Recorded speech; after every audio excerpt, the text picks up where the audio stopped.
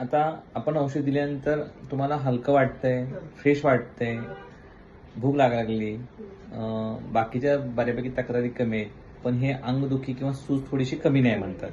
तर आपलं औषध काय काम करते की तुमची नैसर्गिक इम्युनिटी वाढवते, रोगप्रतिकारशक्ती वाढवते आणि त्यानंतर हळूहळू तुमचं दुखणं पण कमी होणार आहे.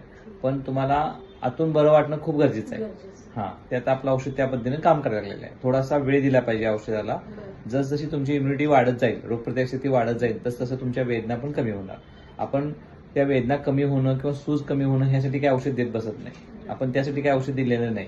आपण ओव्हरऑल तुमच्या सगळ्या शरीराचा, मनाचा अभ्यास करून जे औषध दिलेलं आहे, ते औषध तुमच्या शरीरातले सगळे आजार, ज्या काही तक्रारी असतील, ते मुळातून बरं करणार. त्यामुळे थोडासा वेळ लागेल.